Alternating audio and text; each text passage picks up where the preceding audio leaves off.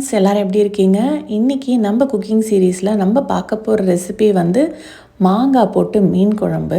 So இந்த recipe எப்படி செய்யணும்னு பார்க்குறதுக்கு முன்னாடி don't forget to like, share and subscribe to Maldives cooking series.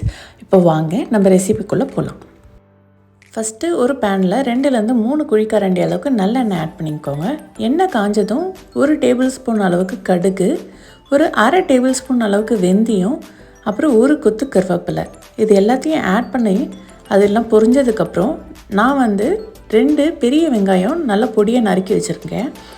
அப்புறம் ஒரு 2 முழு பல் அளவுக்கு பூண்டு, அதுக்கப்புறம் அதே வெங்காயம் எந்த அளவுக்கு போடுறோமோ அதே அளவுக்கு தக்காளி, 2 தக்காளியை நான் நல்லா பொடியாக நறுக்கி இதில் ஆட் பண்ணியிருக்கேன். எல்லாத்தையும் ஒரே டைமில் ஆட் பண்ணிவிட்டு நல்லா இதை மாதிரி எண்ணெயிலே வதக்கி விடுங்க.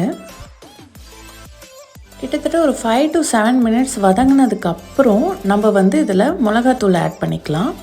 நான் வந்து ஒரு 5லேருந்து 6 ஸ்பூன் மிளகாத்தூள், குழம்பு மிளகாத்தூள் ஆட் பண்ணுறேன். ஸோ நீங்கள் உங்கள் காரத்துக்கு ஏற்ற மாதிரி ஆட் பண்ணிக்கோங்க. ஆட் பண்ணதுக்கப்புறம் இந்த மிளகாத்தூளை நல்லா அந்த எண்ணெயில் வதக்கி விட்டுருங்க. நல்லா வதங்கினதுக்கப்புறம் நான் வந்து இதில் 1 டம்ளர் அளவுக்கு தண்ணி ஆட் பண்ணுறேன்.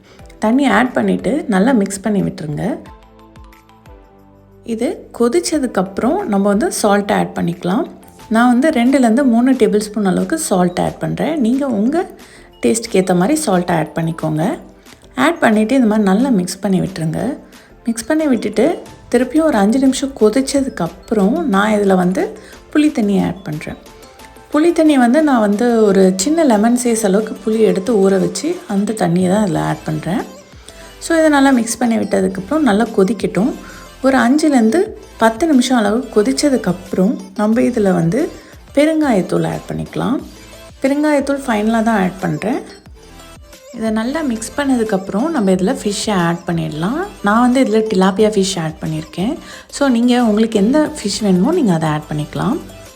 ஃபிஷ் ஆட் பண்ணதுக்கப்புறம் நம்ம லைட்டாக இதை மிக்ஸ் பண்ணி விட்டுடலாம். மிக்ஸ் பண்ணி விட்டதுக்கப்புறம் நான் இதில் வந்து மாங்காய் ஆட் பண்ணுறேன்.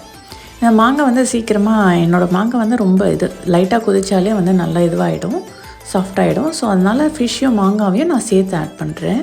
உங்கள் மாங்காய் வந்து ரொம்ப லேட் ஆகும் அப்படின்னா ஃபஸ்ட்டு மாங்காய் ஆட் பண்ணிவிட்டு அதுக்கப்புறமேட்டு நீங்கள் ஃபிஷ் ஆட் பண்ணிக்கலாம். இதை வந்து கவர் பண்ணி ஒரு 5லேருந்து 7 நிமிஷம் வரைக்கும் நம்ம இதை குக் பண்ண போகிறோம். குக் பண்ணதுக்கப்புறம் நம்ம ஃபிஷ் குழம்பு சூப்பராக ரெடி ஆகிடும். இப்போ பாருங்கள், நம்ம குழம்பு சூப்பராக ரெடி ஆகிடுச்சு. ஏற்கனவே நம்ம சேனலில் வந்து ஒரு ஃபிஷ் குழம்பு ரெசிபி அப்லோட் பண்ணியிருப்பேன்.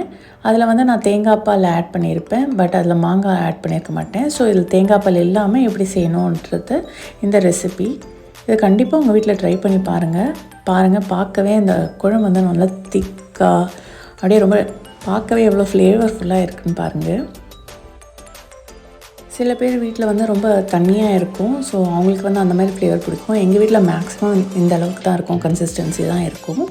ஸோ நீங்கள் வந்து திக்னஸ் வந்து நீங்கள் வாட்டர் ஆட் பண்ணி அட்ஜஸ்ட் பண்ணிக்கலாம். பாருங்கள் எவ்வளோ சூப்பராக இருக்குன்ட்டு, பார்க்கவே அப்படியே நாக்கில் எச்சி ஊறுது இல்லையா? ஸோ கண்டிப்பாக இந்த ரெசிபி உங்கள் வீட்டில் ட்ரை பண்ணி பாருங்கள். ட்ரை பண்ணி பார்த்துட்டு எப்படி இருக்குதுன்னு மறக்காமல் கமெண்ட் செக்ஷனில் கமெண்ட் பண்ணுங்கள். என்னோடய வீடியோஸ் உங்களுக்கு பிடிச்சிருந்தா don't forget to like, share and subscribe to Maldives cooking series. Thanks for வாட்சிங்.